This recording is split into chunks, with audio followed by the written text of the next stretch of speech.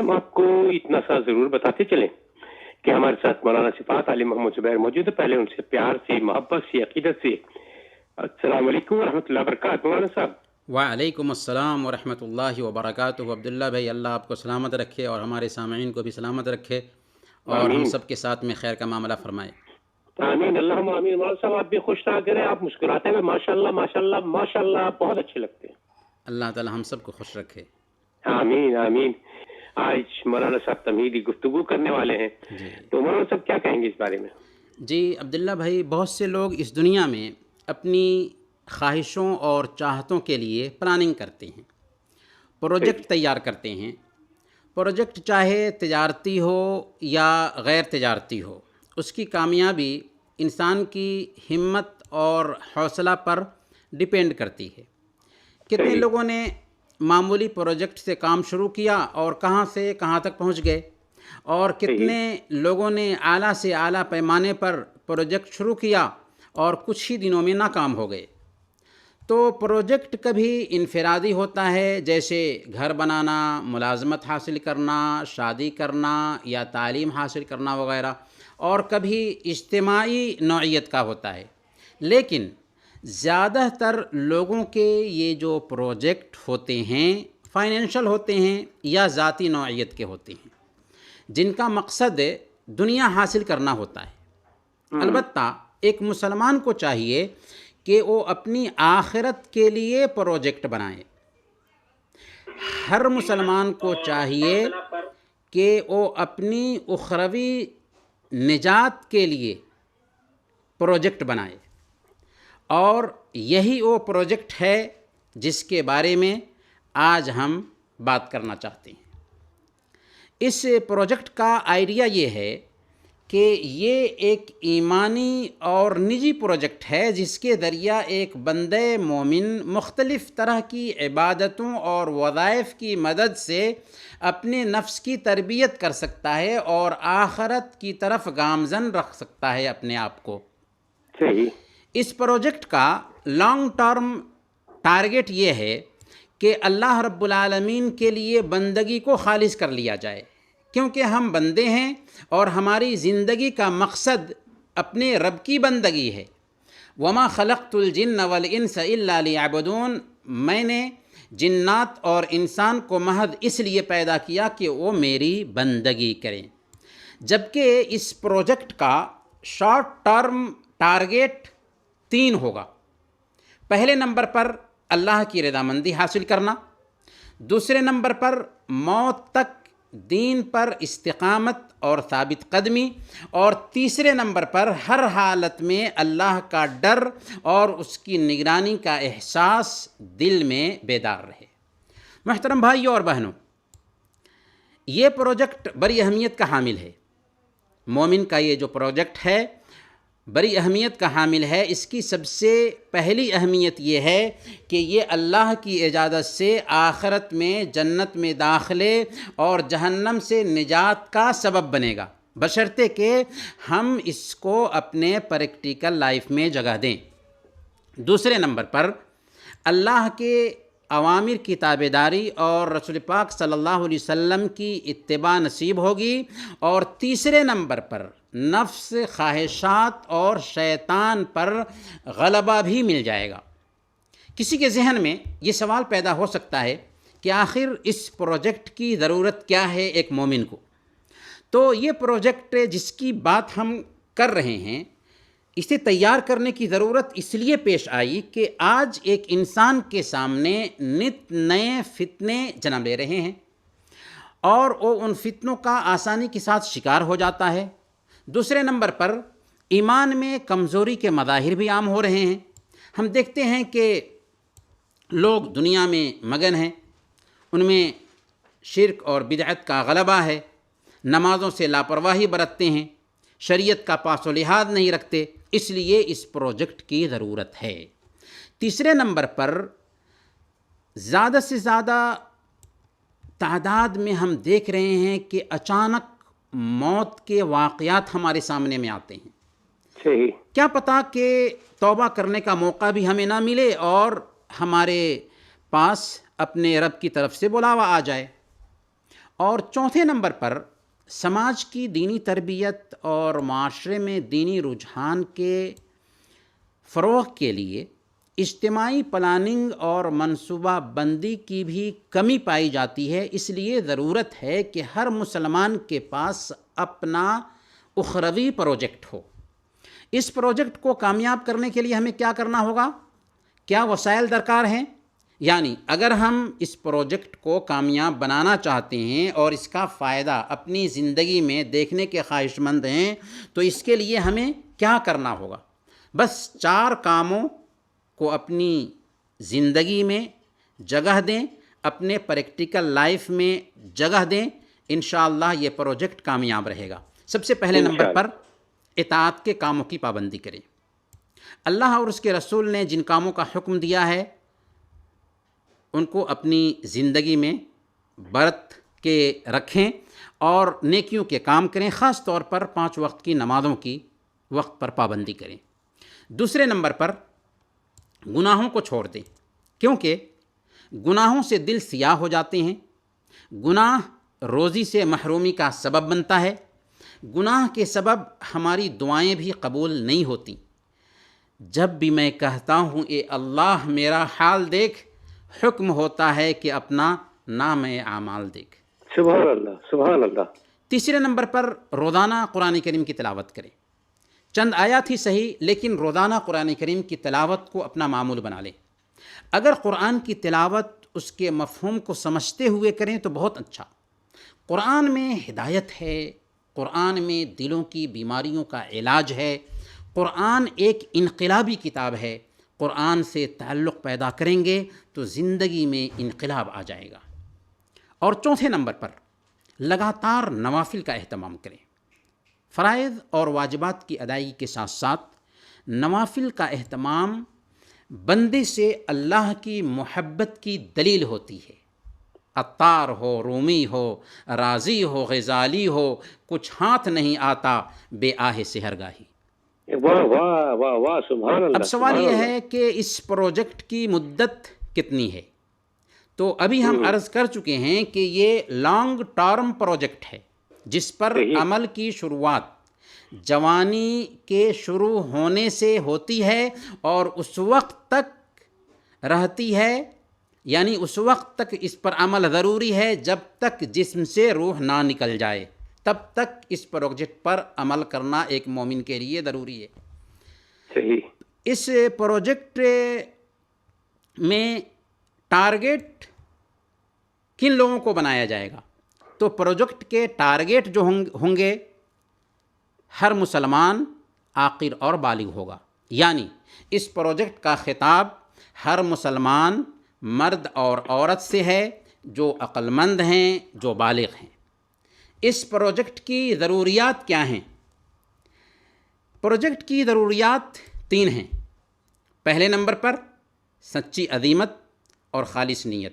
یعنی آپ کا حوصلہ بلند ہو، آپ کے ارادہ میں پختگی پائی جاتی ہو اور خلوص نیت کے ساتھ اس پروجیکٹ پر عمل شروع کر دیں. دوسری ضرورت نیک لوگوں کی صحبت اختیار کریں.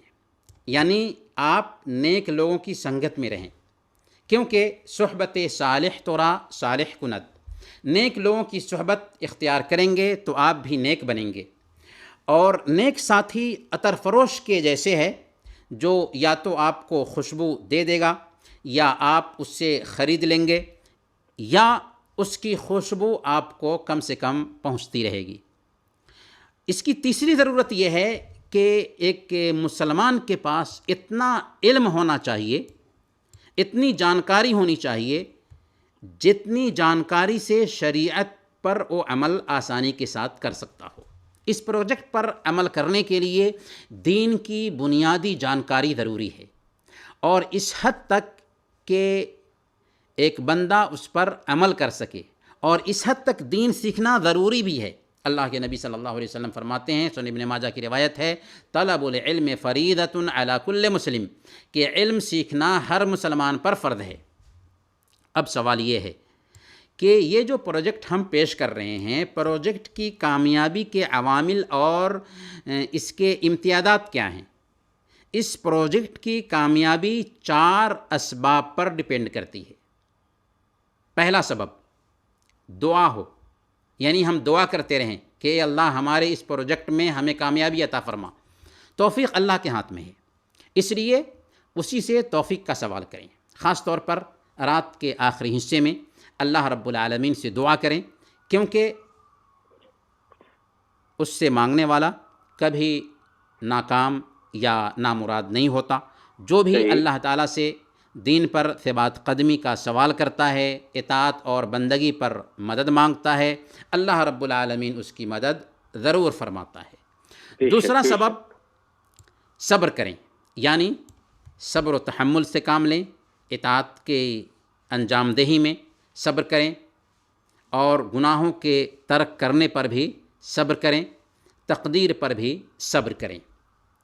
تیسرے نمبر پر مجاہد نفس ہو، یعنی نفس امارہ کو آپ قابو میں رکھیں، خواہشات کو لگام دیں، اطاعت کے کاموں کے لیے خود کو تیار کریں، کیونکہ اگر آپ ریاضت کریں گے، اپنے نفس کو لگام دیں گے، کوشش کریں گے تو اللہ کی مدد ملے گی۔ اللہ خود فرماتا ہے والذین جاہدوا فینا لنہدینہم سبلنا، جو لوگ ہماری خاطر کوشش کرتے ہیں ہم ان کو اپنا راستہ دکھاتے ہیں۔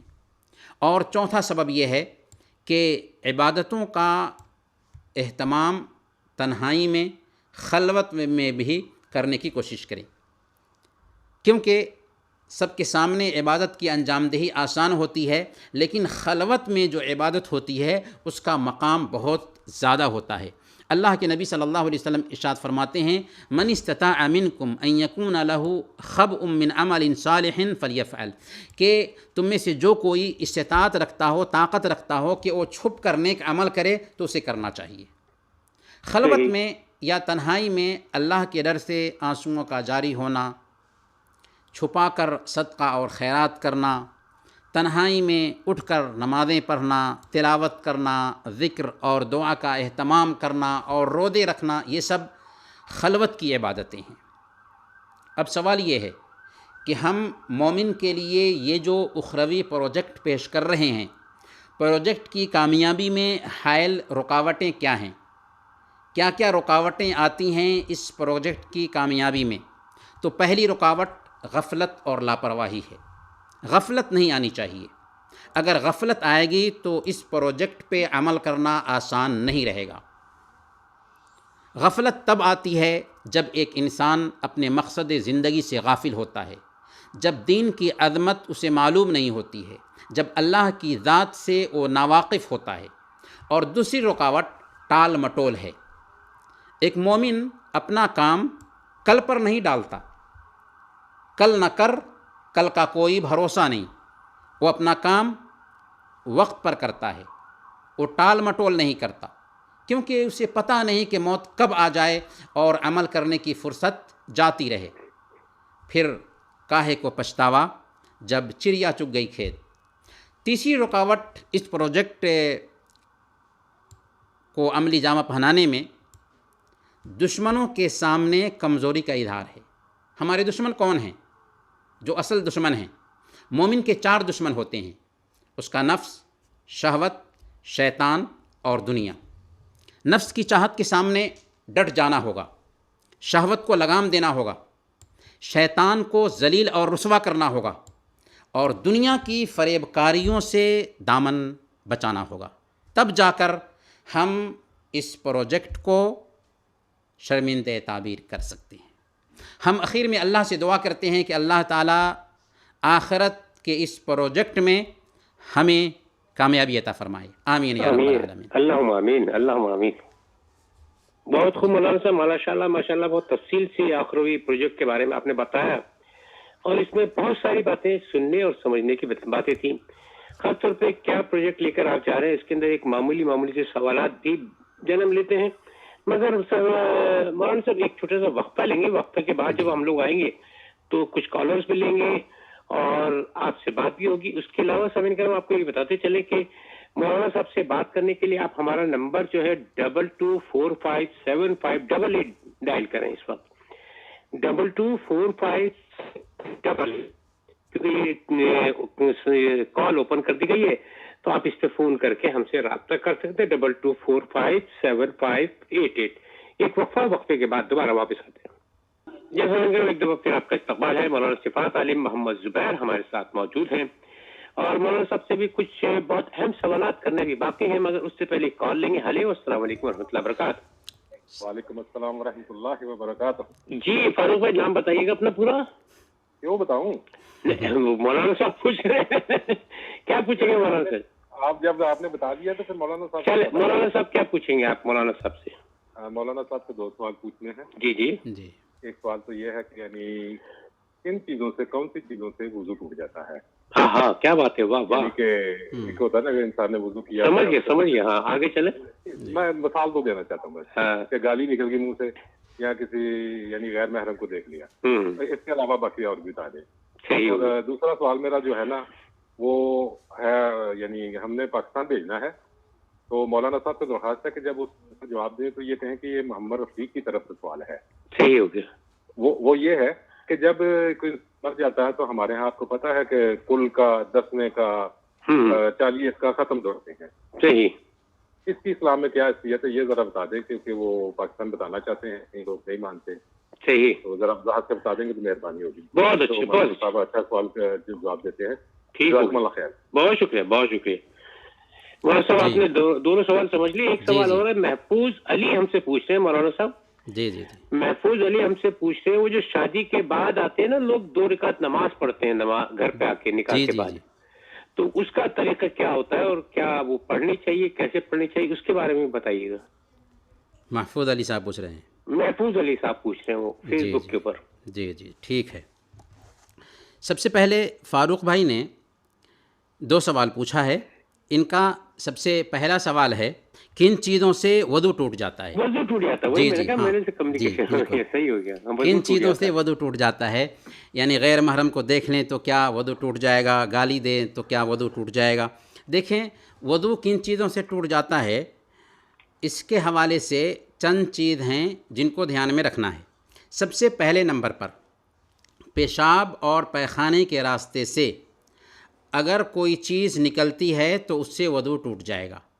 پیشاب ہو، پیخانہ ہو، مردی ہو، منی ہو، ودی ہو، حیض کا خون، یعنی جو چیز بھی پیشاب اور پیخانے کے راستے سے نکلتی ہے اس سے وضو ٹوٹ جائے گا. پہلے نمبر پر آپ کو دھیان میں رکھنا ہے. دوسرے نمبر پر نیند سے وضو ٹوٹ جاتا ہے، اور نیند سے مراد وہ نیند ہے کہ جس سے ایک انسان کو اپنے بدن پر کنٹرول نہ رہے. یعنی اگر اونگ ہے تو اس سے وضو نہیں ٹوٹتا بلکہ نیند سے وضو ٹوٹتا ہے. اور تیسرے نمبر پر بے ہوشی سے بھی وضو ٹوٹ جاتا ہے، یعنی ایک انسان کے اندر ہوش نہیں رہا تو بے ہوشی سے بھی وضو ٹوٹ جاتا ہے. اور چوتھے نمبر پر پیشاب اور پیخانے کے راستے پہ بغیر حائل کے اگر ہاتھ ڈال دیں تو اس سے بھی وضو ٹوٹ جاتا ہے. اور پانچویں نمبر پر اونٹ کا گوشت کھانے سے وضو ٹوٹ جاتا ہے. بعض علماء کہتے ہیں کہ اس سے وضو نہیں ٹوٹتا، لیکن صحیح مسلم کی ایک حدیث ہے جس میں اللہ کے نبی صلی اللہ علیہ وسلم سے پوچھا گیا کہ اگر ہم بکری کا گوشت کھائیں تو کیا وضو کریں. آپ نے کہا کہ اگر چاہو. آپ سے پوچھا گیا کہ اگر اونٹ کا گوشت کھائیں تو وضو کریں. آپ نے فرمایا توضأ من لحوم الابل، کہ اونٹ کا گوشت کھانے سے وضو کرو. اس لیے یہ 5 چیزیں ہوئیں جن سے وضو ٹوٹ جاتا ہے. پر غیر محرم کو دیکھنے سے وضو نہیں ٹوٹتا، گالی دینے سے وضو نہیں ٹوٹتا. اور پچھلے ہفتہ ایک ساتھی نے پوچھا تھا کہ سگریٹ پینے سے کیا وضو ٹوٹ جاتا ہے. سگریٹ پینے سے بھی وضو نہیں ٹوٹتا، لیکن گالی دینا حرام ہے، غیر محرم کی طرف دیکھنا حرام ہے، سگریٹ پینا بھی حرام ہے. تو اگر کوئی حرام کام ہم کرتے ہیں تو اس کا مطلب یہ نہیں ہے کہ اس سے وضو بھی ٹوٹ جائے گا. حرام کام کرنا اس کا گناہ الگ ہے اور وضو کے ٹوٹنے کا مسئلہ الگ ہے. محمد فاروق صاحب نے ایک اور سوال پوچھا ہے کہ بہت سے لوگ مردے کی وفات کے بعد قل کراتے ہیں، 10ویں 40واں اور برسی کراتے ہیں، تو اس حوالے سے ہماری شریعت یہ پوچھا ہے کہ یہ سوال محمد رفیق کی طرف سے کیجیے. محمد رفیق صاحب نے پوچھا ہے. جی تو اس حوالے سے ہم یہ عرض کریں گے کہ ہمارے نبی محمد الرسول اللہ صلی اللہ علیہ وسلم کی زندگی میں آپ کی بیویاں وفات پائیں. اللہ کے نبی صلی اللہ علیہ وسلم کی زندگی میں آپ کے بہت سارے صحابہ وفات پائے. آپ کی زندگی میں بہت ساری صحابیات وفات پائیں. آپ کی زندگی میں آپ کی بیٹیاں وفات پائیں. لیکن کہیں بھی ہم کو نہیں ملتا ہے کہ کسی کا تیجا کیا ہو, کسی کا 10واں کیا ہو, کسی کا 40واں کیا ہو, کسی کی برسی منائی ہو. نہیں ملتا ہم کو. آپ سوچئے کہ کیا یہ باتیں اتنی مشکل تھیں کہ حدیثی کتابوں میں نہیں آ سکتی تھیں؟ جب یہ کام اچھا ہوتا تو اللہ کے نبی صلی اللہ علیہ وسلم بتائے ہوتے نا. اس سے پتہ یہ چلا کہ ان چیزوں کی ضرورت نہیں ہے. جن چیزوں کی ضرورت ہے مردوں کو ثواب پہنچانے کے لیے وہی کام ہمیں کرنا چاہیے, اور اسی کو اختیار کر کے ہم مردوں کو ثواب پہنچا سکتے ہیں. اللہ کے نبی صلی اللہ علیہ وسلم نے صحیح مسلم کی روایت کے مطابق بیان فرمایا کہ اذا مات الانسان انقطع عنه عمله الا من ثلاث صدقۃ جاریۃ او علم ينتفع به او ولد صالح يدعو له, کہ جب ایک بندہ مر جاتا ہے تو اس سے عمل کا سلسلہ کٹ جاتا ہے, البتہ 3 چیزیں باقی رہ جاتی ہیں جن کا ثواب بندے کو ملتا رہتا ہے. یعنی صدقہ جاریہ, علم جس سے فائدہ اٹھایا جائے, اور نیک اولاد جو اس کے لیے دعا کرے. ہم لوگ دعا نہیں کرتے اپنے مردوں کے لیے. حدیث میں تو یہ کہا جاتا ہے کہ مرنے کے بعد ایک بندے کے درجات بلند کیے جاتے ہیں, تو بندہ پوچھتا ہے کہ اللہ میرے درجات کیوں کر بلند کیے جا رہے ہیں؟ تو کہا جاتا ہے کہ بدعائے ولدک من بعدک, تیرے بعد تیری اولاد جو ہے نا تیرے لیے دعا کر رہی, اس لیے تیرے درجات بلند کیے جا رہے ہیں. اس لیے مردوں کو ثواب پہنچانے کے لیے جو کام بتایا گیا ہے اسی کو اختیار کرنا چاہیے. جی محفوظ علی صاحب نے پوچھا ہے کہ نکاح کے بعد 2 رکعت نماز جو ادا کی جاتی ہے اس کا طریقہ کیا ہوگا؟ جب شادی ہو تو مصنون طریقہ یہ ہے کہ آپ اپنی بیوی کے پاس جائیں تو بیوی بھی باوضو ہو یا وضو کر لے اور آپ بھی وضو کر لیں اور دونوں نماز پڑھیں. طریقہ کیا ہوگا نماز ادا کرنے کا؟ آپ کی بیوی آپ کے پیچھے میں ہوگی اور آپ آگے میں ہوں گے. آپ امامت کرائیں گے اور آپ کی بیوی آپ کے پیچھے آپ کے ساتھ نماز ادا کرے گی. کیونکہ جب ایک عورت اکیلی مرد کے پیچھے نماز ادا کر رہی ہو تو بازو میں نہیں کھڑی ہوتی بلکہ پیچھے میں کھڑی ہوتی ہے, اور پیچھے میں کھڑی ہونے کے باوجود اس کو جماعت کا ثواب ملے گا. سبحان اللہ. تو یہ سنت ہے, اس لیے یہ عمل بھی کرنا چاہیے تاکہ ازدواجی زندگی کی جو شروعات ہو وہ اللہ کے دین کو فالو کرتے ہوئے ہو, نبی پاک صلی اللہ علیہ وسلم کے اسوہ کو اپناتے ہوئے ہو, تو بہت بہتر طریقہ ہوگا. سبحان اللہ مولانا صاحب, بہت اچھا لگا, بہت خوشی ہوئی. اور اب 1-2 چھوٹی سوالات اور بھی ہیں کہ کیا کچھ اوقات ممنوع بھی ہوتے ہیں جن میں نمازیں اگر چھوٹی فرض نمازیں بھی نہیں پڑھنی چاہیے؟ کچھ ایسے ممنوع اوقات ہوتے ہیں؟ جی ممنوع اوقات جو ہیں, زوال کا ٹائم ہے, زوال کا ٹائم کی بات. جی ممنوع اوقات جو ہوتے ہیں نا وہ 3 ایسے اوقات ہیں جن میں نماز پڑھنا منع ہے. صبح کی نماز کے بعد سے سورج نکلنے تک, یہاں تک کہ 1 نیزہ کے برابر سورج ہو جائے, یعنی تقریباً 15 منٹ کا یہ وقفہ ہوتا ہے. اسی طریقے سے سورج جب ٹھیک سر کے سامنے ہو یہاں تک کہ سورج ڈھل جائے تو اس وقت بھی نماز پڑھنے سے منع کیا گیا ہے. اور یہ مدت بھی تقریباً 15-20 منٹ کے اندر کا ہوتا ہے.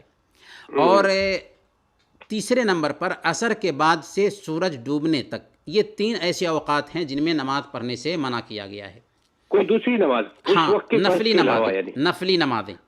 البتہ اگر ہماری نماز چھوٹ گئی ہو تو ان نمازوں کی قضا ان ممنوع اوقات میں بھی کی جا سکتی ہے. یہ بات ہوئی, ماشاءاللہ, سبحان اللہ. اور یہی جمہور اہل علم کا قول ہے, کیونکہ حدیث ہے کہ من نام عن صلاۃ او نسیها فلیصلیها اذا ذکرها لا کفارۃ لها الا ذلک, کہ اگر کوئی آدمی نماز سے سویا رہ جائے یا بھول جائے تو جب اس کو یاد آئے تبھی اسے ادا کر لے.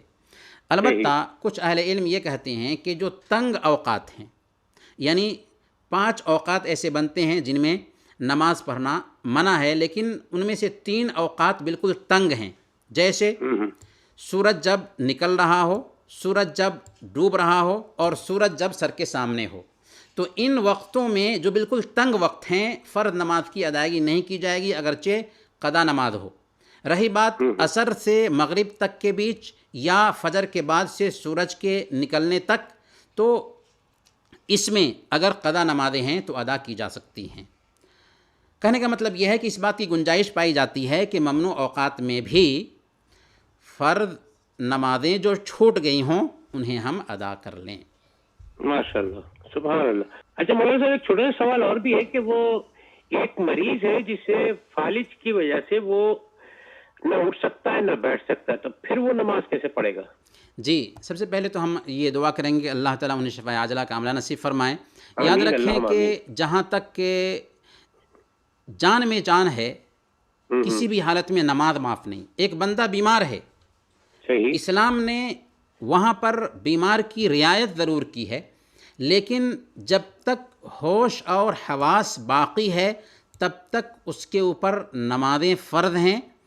अलबत्ता इस्लाम रियायत ये करता है कि अगर वो वुज़ू ना कर सकता हो तो तयम्मुम करा दिया जाए। अगर मरीज़ है, उसके कपड़े भी गंदे हैं और बार बार कपड़े गंदे हो जाते हैं, तो इस्लाम यहाँ तक हुक्म देता है कि उस कपड़े में ही, गंदे कपड़े में ही उसको नमाज पढ़ लेना है और उसकी नमाज हो जाएगी। बरकैफ एक बंदा अगर बैठ कर के नमाज नहीं पढ़ सकता, सो कर पढ़ सकता है। सो कर भी यानी उसको मुश्किल हो रही है तो बिल्कुल सोए हुए आँख के इशारे से नमाज की अदायगी कर सकता है। इसकी दलील क्या मिलती है? सही बुखारी की एक हदीस है, हज़रत इमरान बिन हुसैन रज़ियल्लाहु ताला अन्हु एक मरतबा अल्लाह के नबी सल्लल्लाहु अलैहि वसल्लम के पास आए और उन्होंने कहा कि या रसूल अल्लाह, मुझे बवासीर की बीमारी है, नमाज के हवाले से मेरी रहनुमाई कीजिए। तो आपने फरमाया था सल्ल क़ाइमन फ़इन लम तस्तति फ़क़ाइदन फ़इन लम तस्तति फ़अला जंबिन, कि खड़े होकर नमाज अदा करो। अगर खड़े होकर नमाज अदा नहीं कर सकते तो बैठ कर पढ़ो, अगर बैठ कर नहीं पढ़ सकते तो पहलू के बल पढ़ो। बहरकैफ हर हालत में नमाज की अदायगी करनी है। अल्लाह फरमाता है फ़त्तक़ुल्लाह मस्तताअतुम, जिस हद तक हो सकता है अल्लाह से डरो।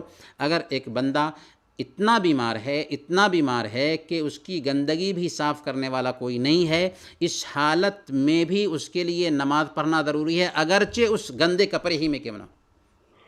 हाँ, बहुत बहुत शुक्रिया मौलाना साहब। एक छोटा सा वक्फा लेंगे मौलाना साहब, उसके बाद फिर आपसे एक कॉल ले। जैसा फिर आपका इस्तकबाल है और आपको ये बताते चले कि हमारे साथ एक कॉलर भी मौजूद है। हेलो, अस्सलाम वालेकुम। वालेकुम अस्सलाम। जनाब, क्या हाल चाल है आपके, कैसे हैं? अल्हम्दुलिल्लाह। जी बोलिए, क्या नाम है आपका? जी मेरा नाम अबू उमर कवाड़िया है। जी जी अबू उमर भाई, मौलाना साहब से क्या पूछेंगे? जी मौलाना साहब से पूछना है, ये जो उन्होंने औकात बताए हैं, इसमें तहय्युल मस्जिद पढ़ सकते हैं या नहीं? सही हो गया, बहुत अच्छे। और कुछ सवाल पूछना है? अच्छा सवाल है, माशाल्लाह। जी जी, क्योंकि हम जाते हैं ना मगरिब से पहले, तो अक्सर सब लोग तहय्युल मस्जिद पढ़ते हैं। सही सही, मगर अज़ान से पहले पूछना चाहता हूँ।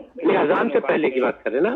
जी जी, बहुत शुक्रिया, बहुत शुक्रिया। जी जी, बहुत शुक्रिया। जी जी जी जी मौलाना साहब, इसका जवाब दे दे, फिर आपसे एक दो सवाल और करूँगा। जी जी, अबू उमर ने पूछा है कि अगर ममनू औक़ात में हम मस्जिद में आते हैं तो क्या तहियतुल मस्जिद पढ़ सकते हैं या नहीं। तो ये वो नमाज है जिसको सबबी नमाज कहा जाता है। जैसे तवाफ़ की 2 रकत भी है कि एक बंदा तवाफ़ से फ़ारिग होता है और असर के बाद का वक्त है या फ़जर के बाद का वक्त है, तो जो सबबी नमाज़ें हैं वो नमाज़ें ममनू औक़ात में भी पढ़ी जा सकती हैं। अल्लाह के नबी सल्लल्लाहु अलैहि वसल्लम ने इरशाद फरमाया, इदा दखल अहदुकुम अल मस्जिद फ़ला यजलिस हत्ता युसल्लिया रकअतैन, कि तुम में से एक आदमी अगर मजलिस में मस्जिद में दाखिल होता है तो बैठने से पहले 2 रकत ज़रूर पढ़ ले। तो ये नमाज जिसको तहियतुल मस्जिद कहा जाता है, इस नमाज की अहमियत ये है कि ये सबबी नमाज है। इसलिए ममनू वक्त में भी अगर मस्जिद में जाते हैं और हम मस्जिद में बैठना चाहते हैं तो 2 रकत पढ़ कर के ही मस्जिद में बैठेंगे, क्योंकि ये मस्जिद का तहिया है। सही। ایک کالر ہے مولانا صاحب ہمارے ساتھ. ہیلو السلام علیکم ورحمۃ اللہ وبرکاتہ. خوش رہیے اور مسکراتے رہا کیجیے. آپ کو میری آواز آ رہی ہے؟ ہاں میں عمران بول رہا ہوں. جی عمران بھائی صاحب. آپ کو میری پیاری سی خوبصورت سی آواز آ رہی ہے آپ کے کانوں میں؟ ہاں آپ کی آواز آ رہی ہے. رس گھول لیے کانوں میں آپ کے یہ؟ صحیح ہے.